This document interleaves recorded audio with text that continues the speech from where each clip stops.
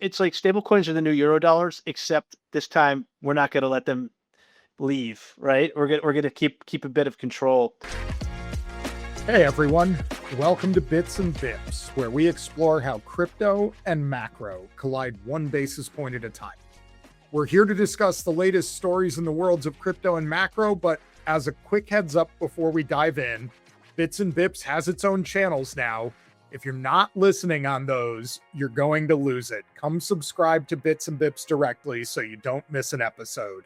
And before we begin, a quick commercial break. This episode is brought to you by 1inch Aqua, the shared liquidity layer from 1inch. Back multiple liquidity positions with one wallet balance, and keep your tokens in your wallet until a swap fills. See how it works at 1inch.com/aqua. Not listening to Bits and Bips yet? It's our weekly crypto and macro market show with Ram Alawalia, Austin Campbell, and Chris Perkins. Search Bits and Bips and subscribe. All right, everybody, welcome back. As a quick look at where we are, Bitcoin was in the 64K range today. ETH was in the 1900s. Gold was at 44.25 an ounce. The S&P 500 at 77.85. And CPI came in at 0.1% month over month, 3.4% year over year, with core at 0.2 and 2.5. So the FOMC hike odds are down to 24% on Polymarket, and US Bitcoin spot ETFs were minus almost 400 million of inflows on the week. As always, I'm your host, Austin Campbell, High Scholar of Zero Knowledge Group. I'm here with my co-host, Chris Perkins, the golden hand of Franklin Crypto. And since we're going to roll through a few important topics today, disclosures up front. Reminder that Chris has been involved in privateering proposals for quite a while now, including with former CFTC chair Chris Giancarlo, friend of the show, and that we're going to be talking about the SEC's no action letter. So Chris is at Franklin Crypto now, and that I formerly ran portfolio management and risk at Paxos doing stablecoin reserves. So as we talk through these topics, both of us have been involved personally in the past. So, Chris, we're going to start with everybody's favorite, which is privateers. I want to give the layout here, and then I'm going to throw the ball over to you. I know you have a lot to discuss, so let me put this on the table. On August 12th, the president signed a national security memorandum letting vetted private firms run offensive cyber operations against foreign criminal groups under federal control. There's two authorized activity types: cyber surveillance operations and cyber effects operations that disrupt or destroy systems and the data on them. Firms doing this need to post at least $1 million in escrow. It will be forfeited for rule breaking. All of the operations need written approval from the DOJ and the Department of Homeland Security. It's run through Homeland Security's Task Force National Coordination Center. You're going to have two directors there, one from the AG, one from Homeland Security. Operating procedures, I think 60 days is the due date. We'll see what happens. Certainly they could come later. They can't come earlier. Chris, you and the other Chris proposed this about 18 months ago. So before I go deeply further into all of like the details and the objections, I want to take a first breath to say, what was your original pitch and how similar to what you pitched is this? Yeah, I mean, it was a culmination of a lot of crazy experiences I've had in my life. And, I'll go back to my days walking the streets of Ramadi, Iraq, when the bullets were flying. And I remember I went up to a little kid and I said, what do you want to be when you grow up? And he looked at me like I was crazy. He's just like, what are you talking about? I just want to survive, man. And like, that's an extreme example, but if you don't have security, you have nothing.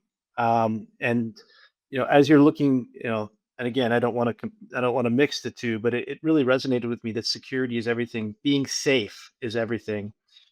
And then, for the last 5 years, I was in the trenches with these founders, these crypto founders, and the beauty of DeFi was that they could access. We could put value into the internet for the very first time For me, that was just an incredible unlock, and I was like, "Wow, this is gonna change everything."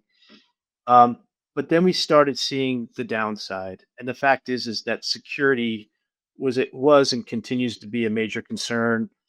I mean, every week we show up and somebody's getting their assets ripped off. It's almost like you get numb to it, but you shouldn't because that's stealing.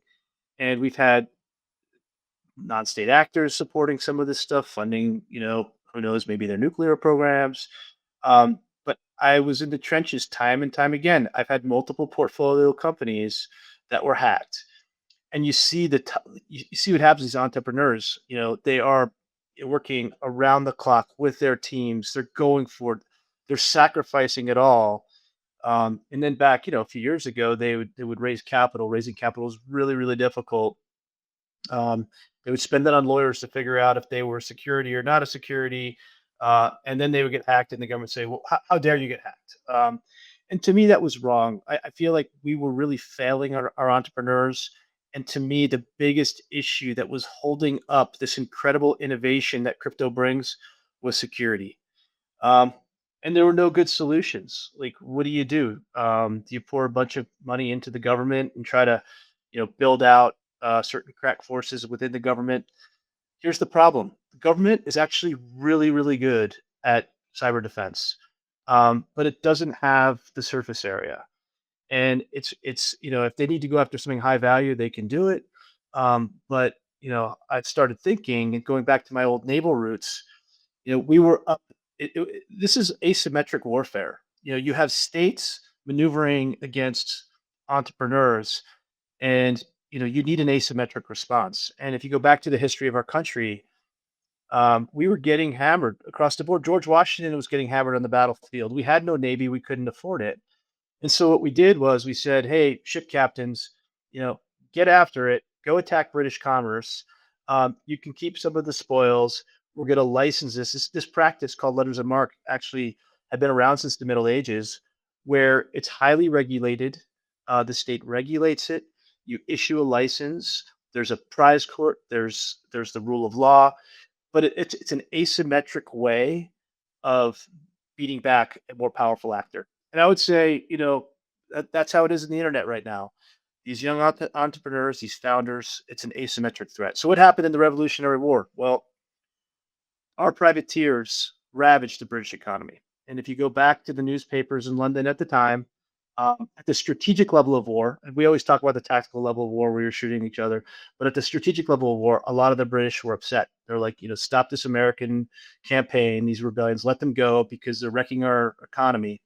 And we know what happened there. And so I would argue, as a Naval Academy graduate, that our privateers had as much to do with ending the Revolutionary War as did George Washington on the battlefield. No offense, George. Uh, Happened again in the War of 1812. Again, a more powerful actor entered the space. The British attacked again. James Madison unlocked 500 privateers, and off we went. This continues throughout history. If you're familiar with the history of the Navy, right? Like, we've even formally adopted these tactics into the US military itself at times when we needed them. So take World War II after Pearl Harbor. What did we do? We unleashed our submarine fleet against the Japanese and massively disrupted logistics and shipping. Same tactics, right? Only there it was formally the nation state. Yeah, and so look, the Europeans thought that this was a dirty business. They got out of it in the mid 19th century. The United States didn't get out of it. Why? Well, maybe because it's enshrined in our Constitution, Article 1, Section 8. And so back in the day, I was watching us getting hammered on the cyber battlefield. And the only thing I could think of was the lessons of history and our naval roots. So went to Christian Carlo. We put our heads together and we said, this is probably the only way to restore security. Why? Because again, it extends the surface area.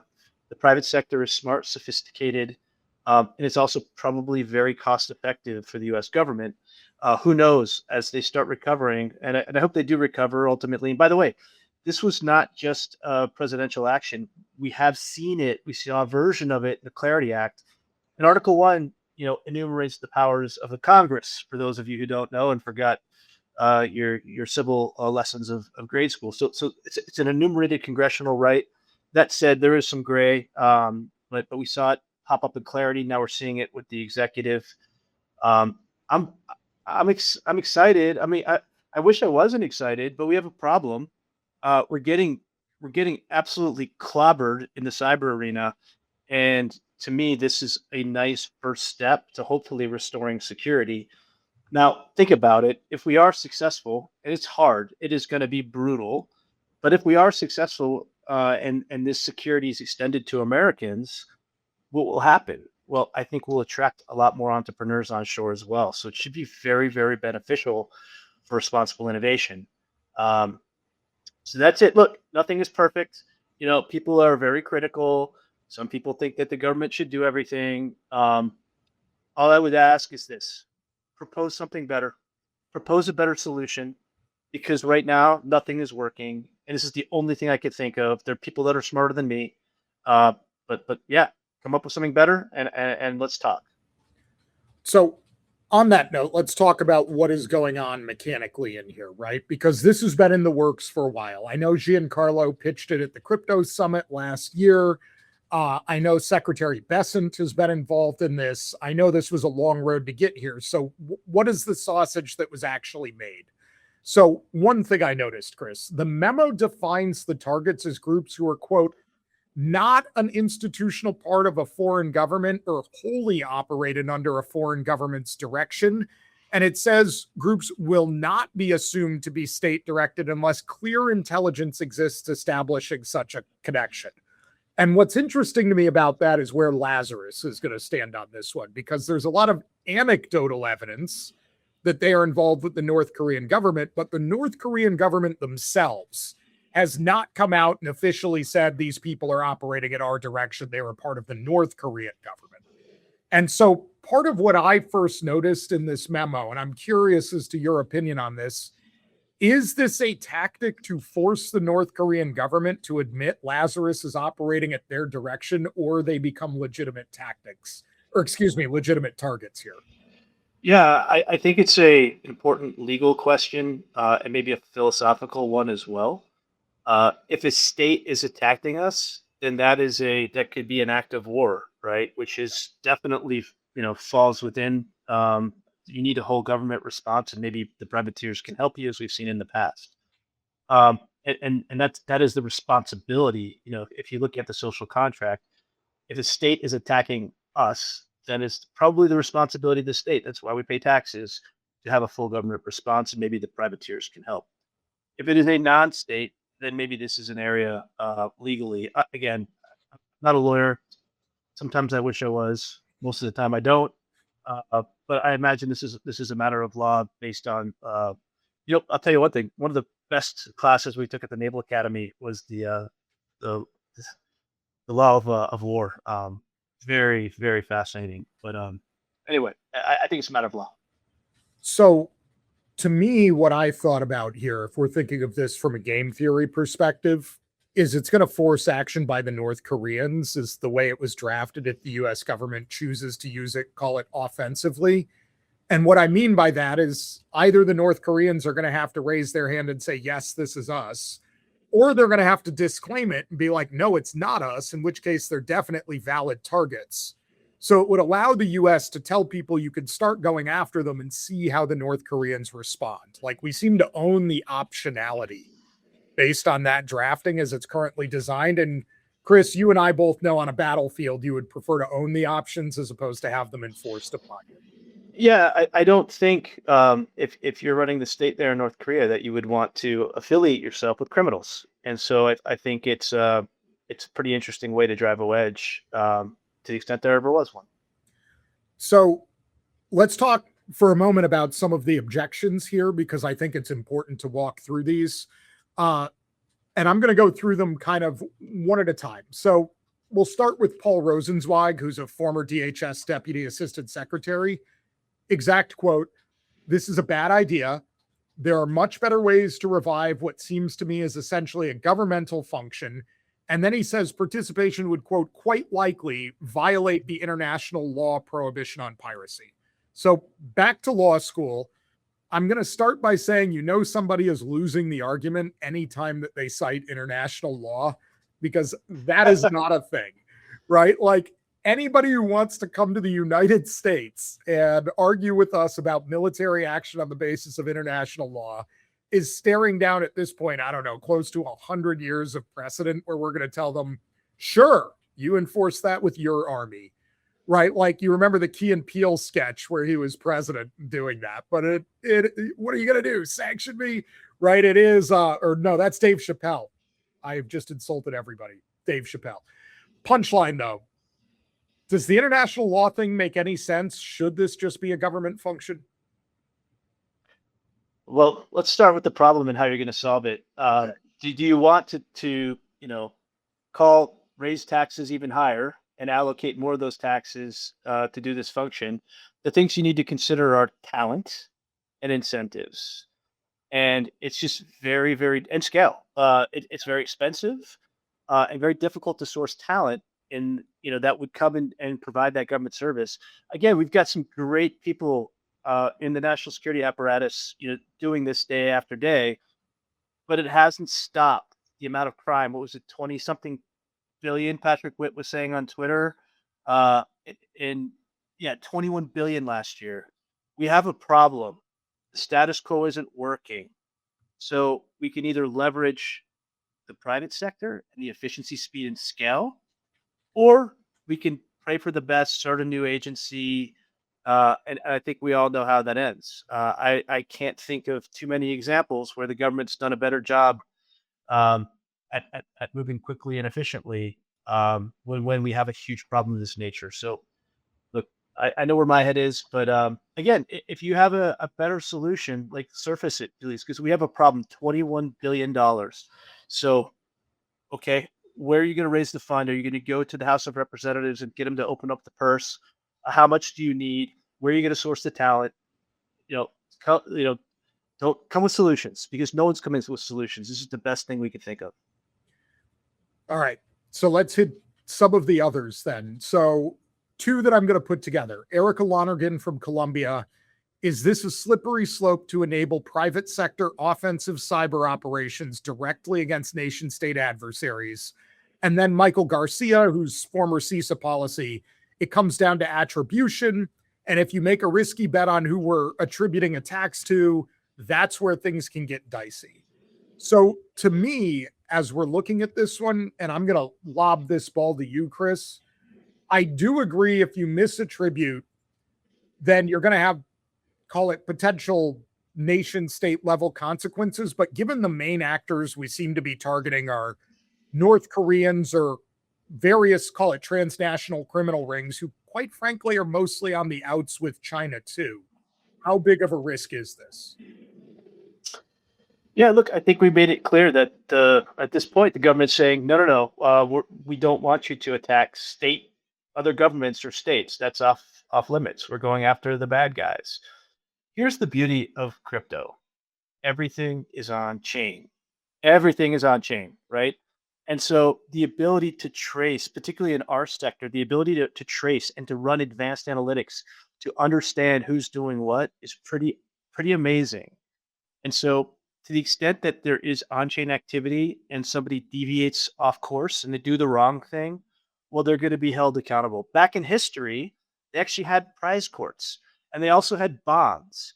And if privateers went over the line and became pirates, guess what? They lost their bonds and they were held accountable.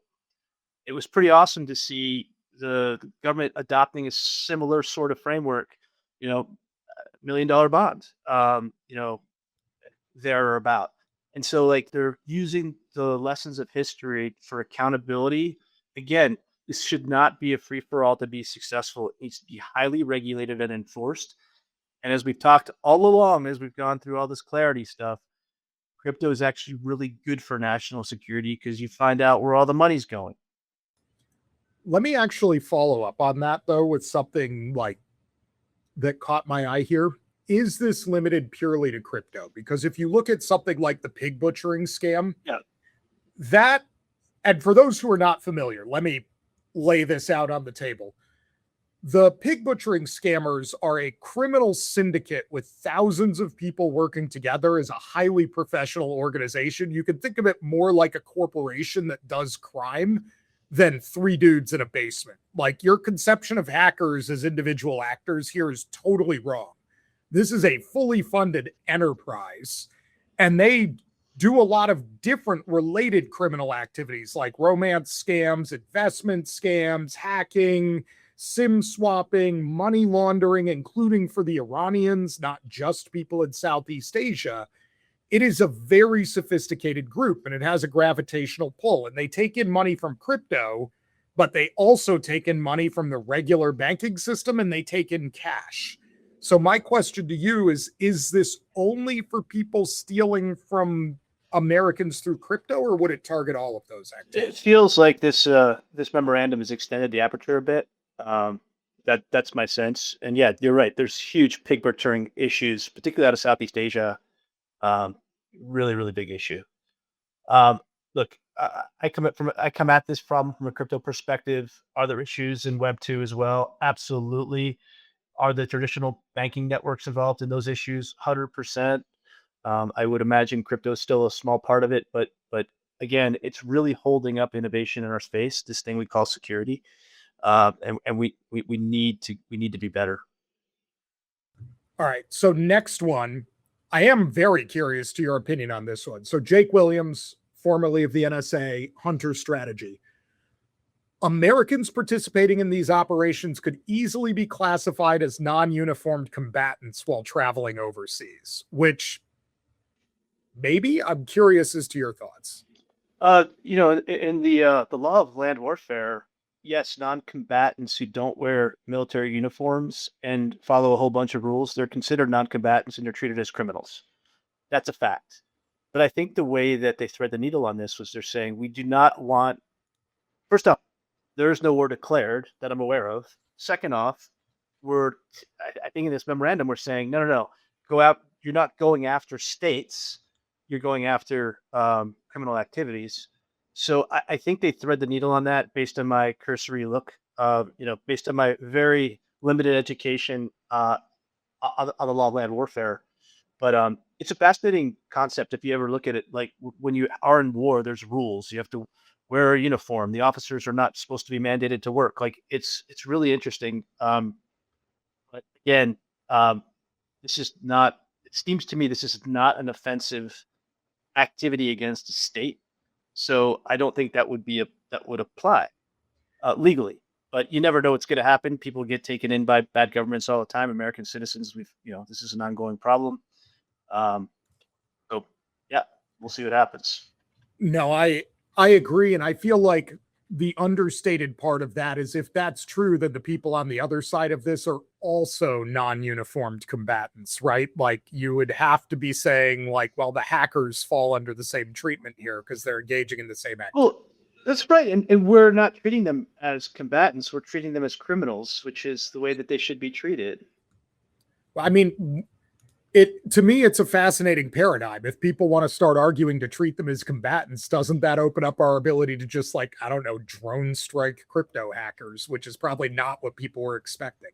Yeah. So to the extent somebody stole Bitcoin from somebody else in a hack, coin card hack or whatever, that's a criminal activity, and that's how they should be treated. Yeah. So, yeah. To your point. Yeah.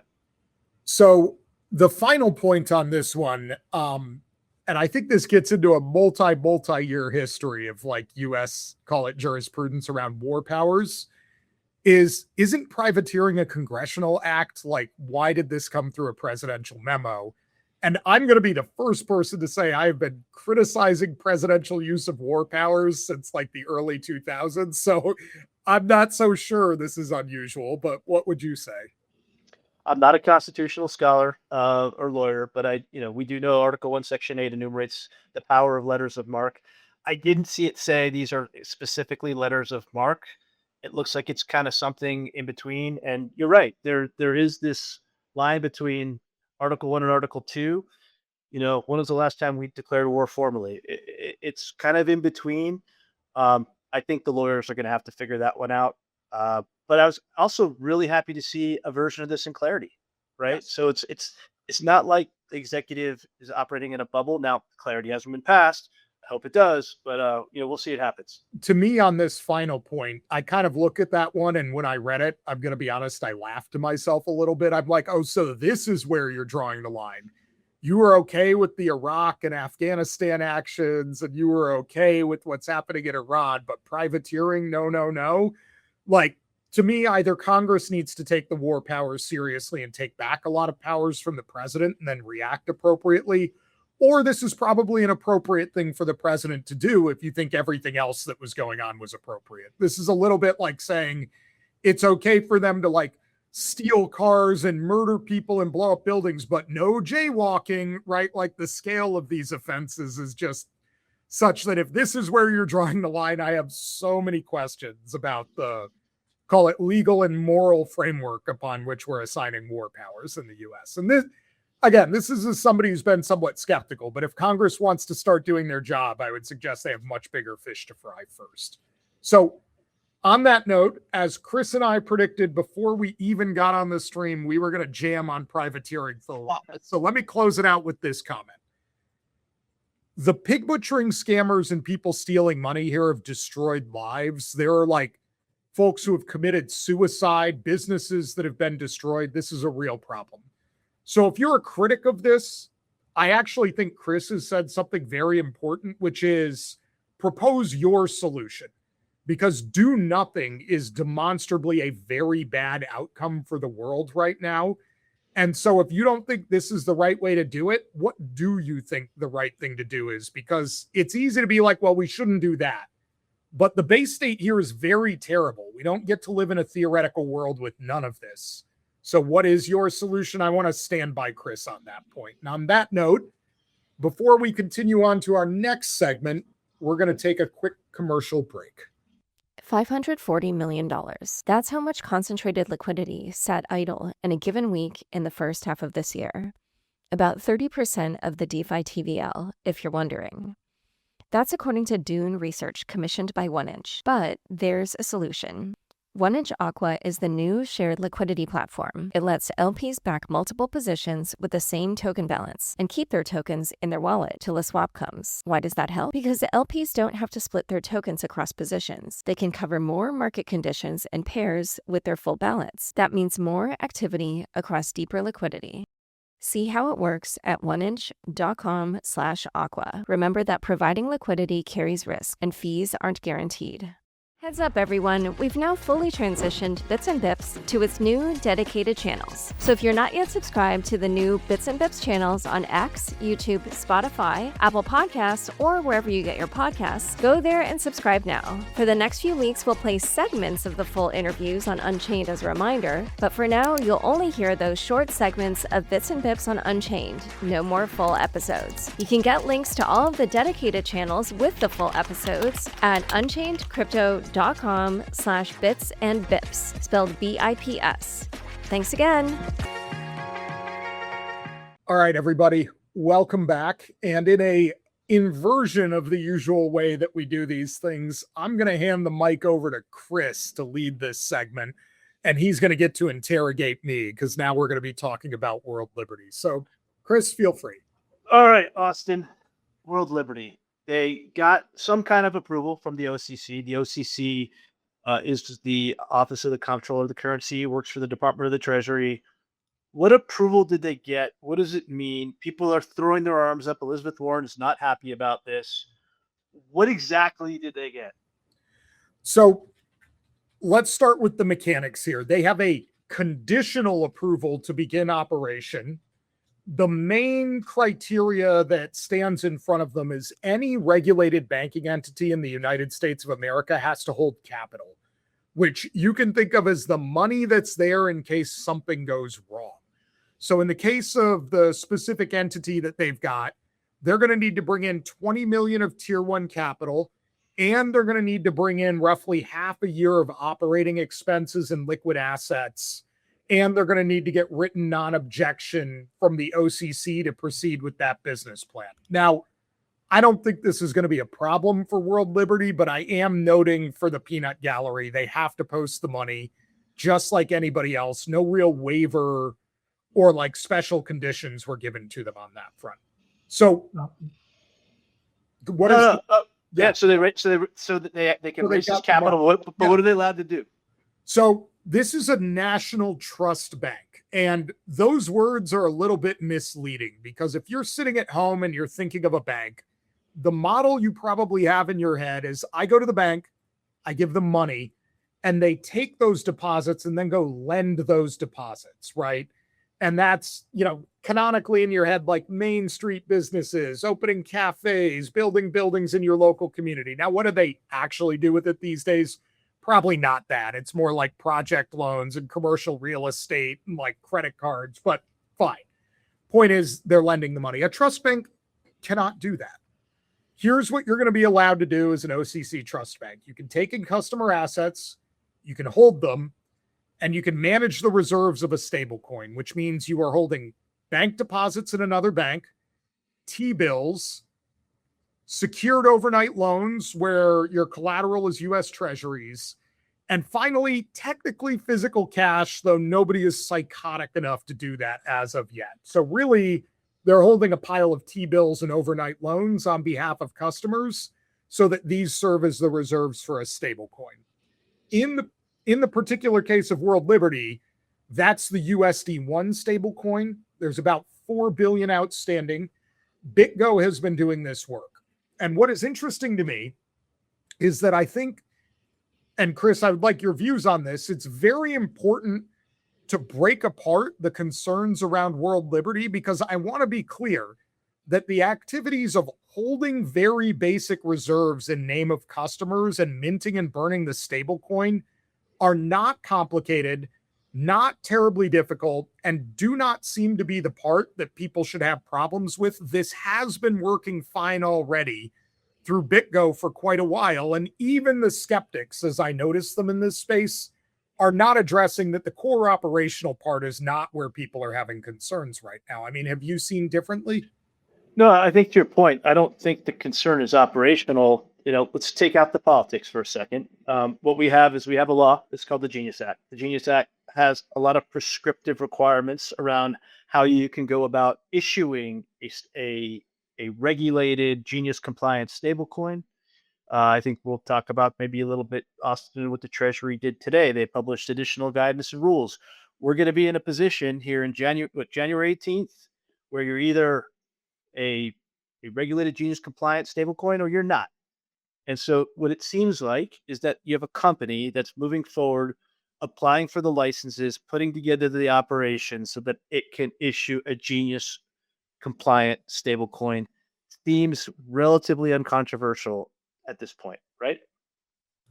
I mean, one would hope.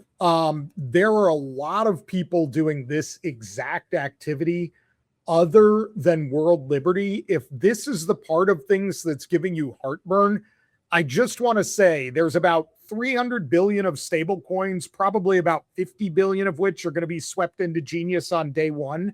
But there are somewhere, depending on how you measure it, between $7 to $8 trillion of government money market funds doing this exact same business.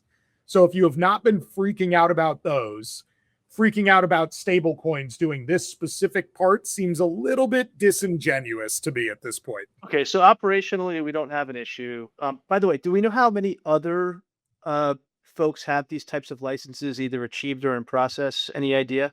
I mean, there have been dozens of applications through the OCC. Most of them are being processed in, call it, 100 to 180 days. So World Liberty actually went a little longer. I don't quote me, but there should be over a dozen approved licenses before we've even gotten here. And that's not including the subset of folks who were probably Genius compliant through the state path in New York. So in many ways, Paxos, for instance, has been, and Gemini have been operating under this since 2018 in terms of equivalent things that would qualify under Genius. Got it. So they weren't first in the queue, you would say? No, definitely. Okay. Got it.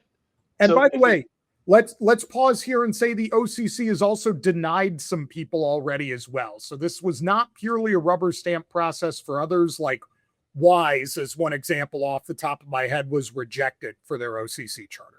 Got it. So then why all the controversy, Austin? If operationally this is right down the fairway. So The problem with this thing is the governance. So I am telling you what I have been able to discern from public sources. I have seen no like private documents here, but I think the current ownership interest by Trump affiliates or the family is something like 35 to 40%. They've taken a passive stake, so they're not involved in the day-to-day operation at World Liberty. But I will remind everybody this was marketed as a Trump project. They have a significant economic interest. And as somebody who is putting together a curriculum for a course on the history of financial crises, I went back through my notes. I cannot find an instance in the history of the United States where the sitting president had family members applying at the time they were president for a charter from a national banking regulator. So the weirdness here, and I'm going to pause and remind everybody again, Civics 101. United States has three branches of government at the federal level: legislative, executive, judicial. The banking regulators, with maybe the partial exception of the Federal Reserve, sit solely under the exclusive jurisdiction of the executive branch in terms of bossing them around on a day-to-day basis. So the OCC is within the Treasury. That means Donald Trump is fundamentally the boss of the OCC. And so you have the president as the boss of the agency, and the agency evaluating an application where the president's family are significant holders of the entity applying. We haven't seen that before. And the governance questions it's raising are more ones around, is this being conducted fairly? Should they be granted this license? Will they be policed effectively? Can other people speak up? Because if you're another bank or a regulated financial entity and you want to go on record opposing this, the exact same regulator that the president controls who is approving this is the one that determines your life or death.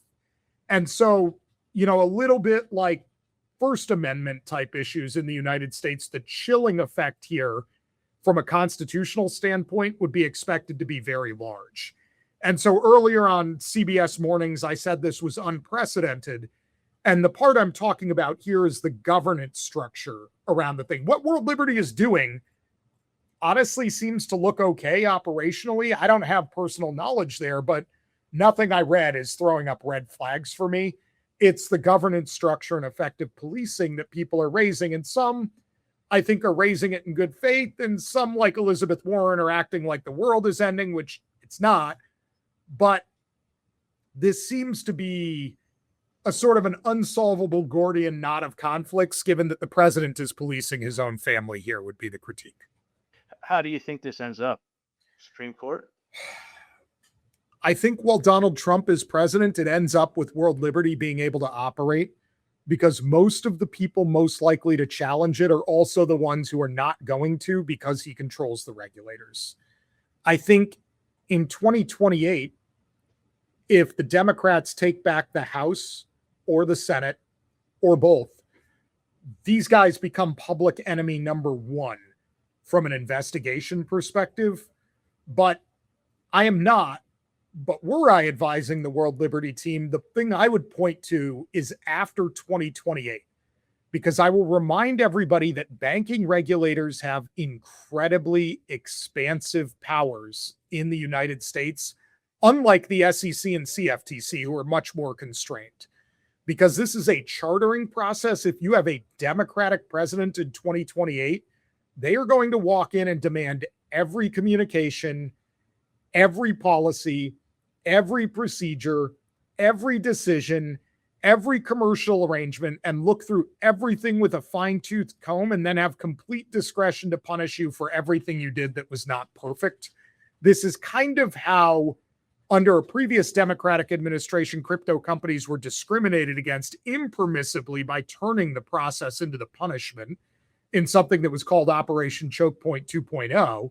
But you could easily call it a more targeted and more direct version of that to make everybody's life hell and create very large civil and possibly criminal penalties here, depending on what they find. So bank charter powers are immense for the regulators. I would be very cautious about this. Got it. I don't know what else to say. Operation compliant. but the rest of it's a little bit tricky Yes. and complex and political, and who knows where it's going to go. Yeah, and to me, again, I'm separating out what are the powers of a banking regulator if they want to use them for evil from what is world liberty actually doing here. Yeah. Those are fundamentally two different questions. The operational level and the governance level are clearly two different things. And we know that because regulators were closing bank accounts of well-operating companies right from 2020 to 2024. So I would just advise everybody here tread carefully. And I think it also raises, to be blunt, a bigger governance question about how do we monitor, regulate, and look at banks and financial entities in America writ large. This is honestly an ongoing issue that has been part of a cake that's been being baked for 20 to 30 years. How do you think this plays out in midterms, right? Because this is going to be a rallying cry on the anti-Trump side. Yeah. Then you got Fair Shake going pro-crypto, which is sometimes pro-Democrat. Like, how does this all play out? Or does this end up being anti-crypto, not anti-Trump? Like, how do you, in the midterms, how do you think it plays out? It's a mess. I mean, one, I think it kills clarity because it makes it very hard for any Democrat for political reasons to vote in favor of clarity while this is going on without reining it all in. I think that's a political reality. I'm not saying that's a good thing. I'm not endorsing it. I'm just telling you what I think will happen. Two, I think it puts Fair Shake in a really tough position and a lot of crypto advocates in a really tough position because the core operational part looks pretty clean, but the governance issue is pretty unprecedented. And now you have both of those things sort of compacted together in an inseparable package. It makes it very dangerous for Fair Shake to go after Democrats who have not already been very anti-crypto on this basis, because then you start making it into a very partisan issue like gun rights, as opposed to something that's kind of bipartisan like speech. Yeah, but it just scrambles all the marbles. But to be clear, if clarity is passed, that doesn't mean that this is enshrined and that it's okay, right? I imagine there'll still be things. The governance issue that you're talking about will still be worked through. Clarity doesn't say, "Hey, world liberty is wonderful and great." Aren't these things separate? So, in an ideal world, Chris, yes. In terms of political messaging, no. Right? Like, sure. Again, the problem we have with American politics writ large is people are not enlightened like philosopher kings. And let's be honest about this, people getting 5 minutes of news either on like a TV station or TikTok to form their views. Government is very, very complex. And this is the problem with all of these concerns being compressed into a very tight package, is all of them are just going to be one sort of thing delivered to people, whether we like it or not. But crypto is going to be very much part of the midterm dialogue, I hope, because we need to have that energy come back. And always is. Yeah, and then hopefully it spills into Thanksgiving, and then I was talking to a couple folks and they're like, crypto's not even in the top 10 list of my issues, and so I think the industry benefits when it comes back into the public thinking. I was going to say, this is also something I think a lot of crypto advocates need to internalize, which is if you know how Washington runs, right? So if somebody's in the House of Representatives or somebody is in the Senate, they are governing the nation, which means they have the concerns of the entire nation on a list. And usually crypto is not in the top 10 or even, quite frankly, the top 50. Things like affordability, energy prices, Iran, civil rights, right? Like whatever you want to put in there, usually are above crypto. As a gentle piece of advice for the crypto advocates, the more you can make these understandable in the lens of major issues and clearly state how they will help, the better you are going to do. If we make this about really niche things like the right to cryptography, you will get like Ron Wyden's attention because that's his bailiwick and like nobody else. All right, so Chris, let's talk about another government thing, which is the Treasury and the SEC. Which one do you want to start with? Let's do Treasury. It came out today, Austin. Would love to get your thoughts, sir. Okay. You're the stablecoin guy. You're the genius guy. So enlighten us, genius. All right. To be clear, Chris means the Genius Act, before I get myself into trouble there. So basically the core prohibitions for Section 3 of the Genius Act are that only a permitted payment stablecoin issuer, a PPSI, can issue a payment stablecoin in the United States. Starting from whenever this rule comes into effect, that is how it's going to work. You cannot offer, sell, or make available a foreign issued payment stablecoin in the US unless that issuer can and will comply with lawful orders and reciprocal arrangements. So, what are they trying to work on here and propose? What does issue mean?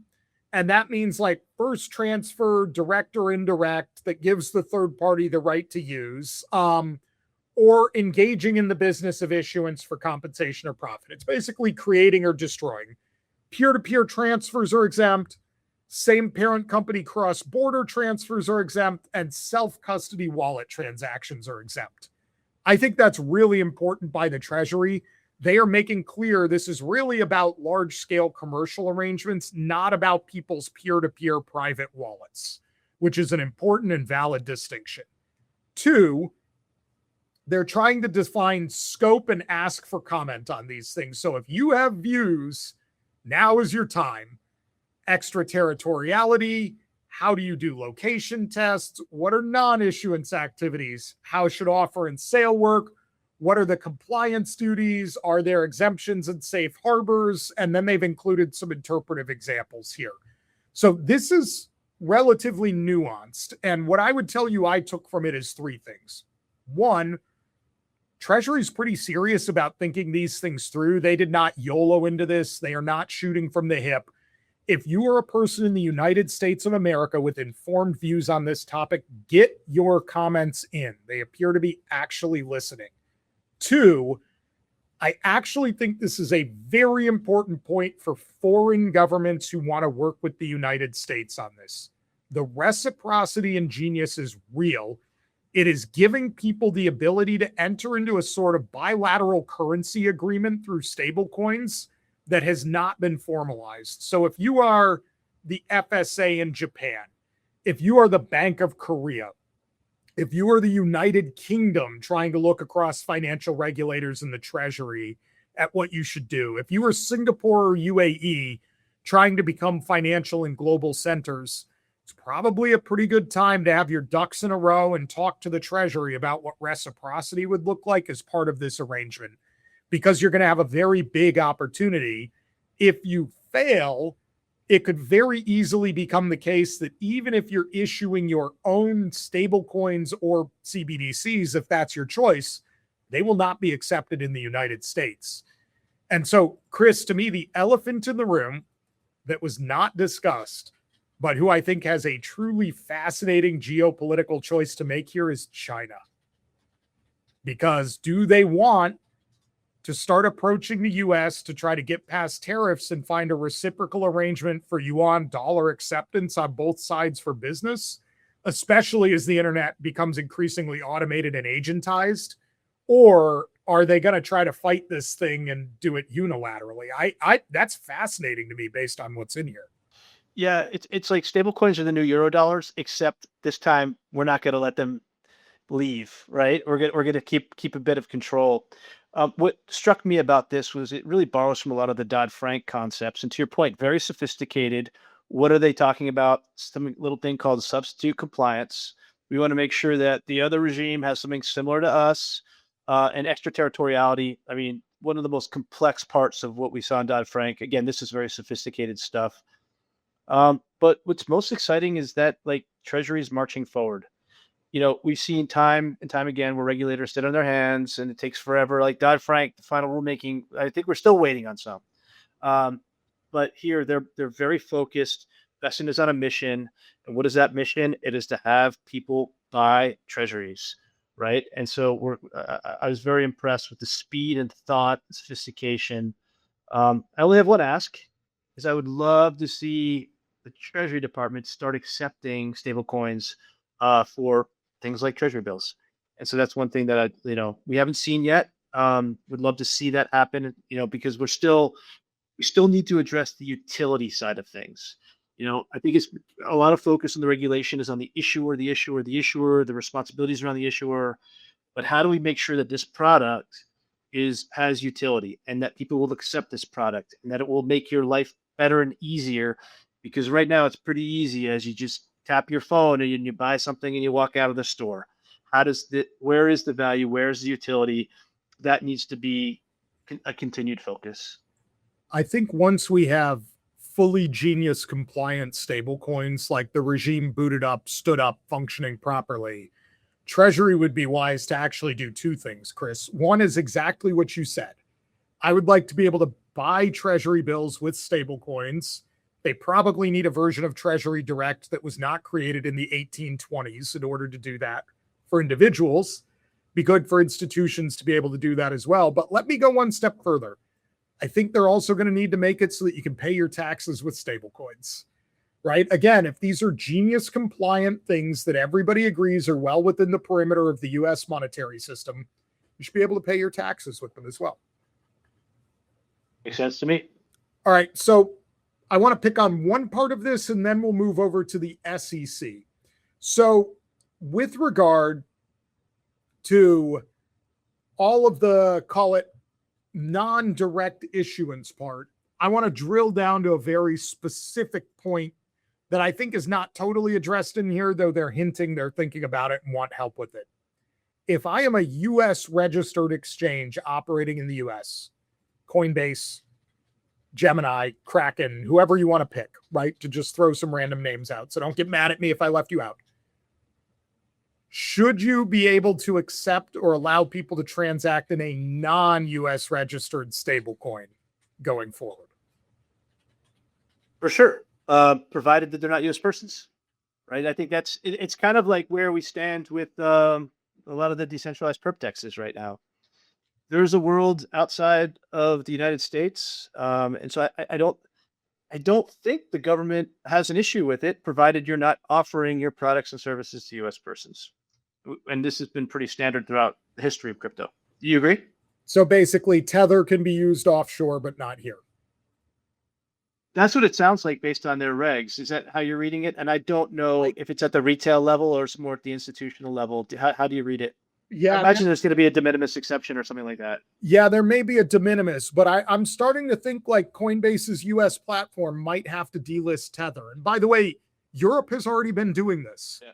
I will remind people that's not new and we're not going first. Like the European Union with Mika basically said, if you're not registered, goodbye, and stood by that.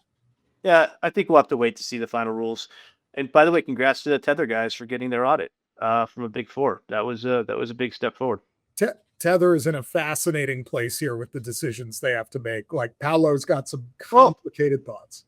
We also have USAT onshore being led by Bo Hines, which is the US stablecoin, genius compliant project in the works. So I don't think that they're just ignoring genius. I think they have a plan. And Bo, we should get him on. By the way, he's a good guy. Let's get him on. All right, let's talk SEC before we run out of time, Chris. They had a notice posted August 13th canceling the August 14th meeting to propose regulations for crypto. No replacement date as of yet from friend of the show, Eleanor Terrett.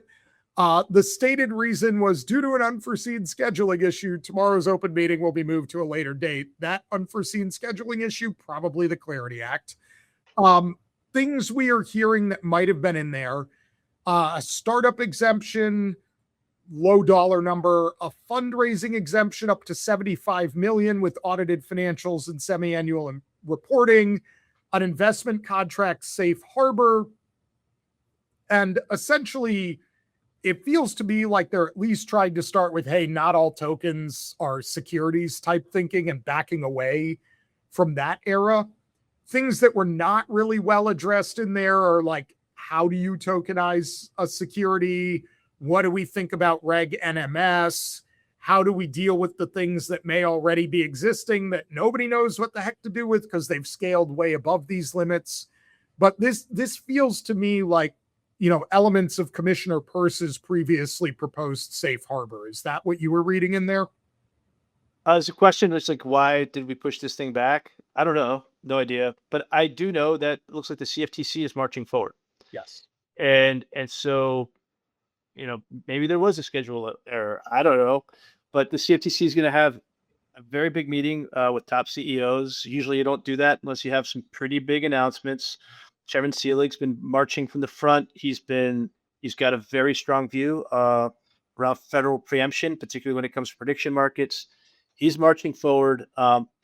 Look, I think the SEC has a lot more work to do, frankly. There's a lot more as you start thinking about all the different changes they're trying to establish, the procedures. Remember, it used to be that if you were a security, it was a death sentence because there was no path to register or anything else. You're a dead man walking.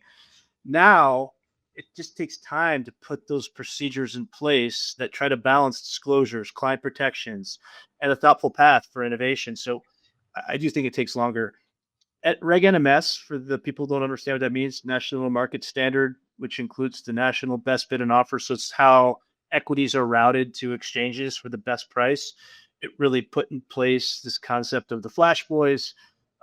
That's really interesting because it's really the extent that there are exceptions there.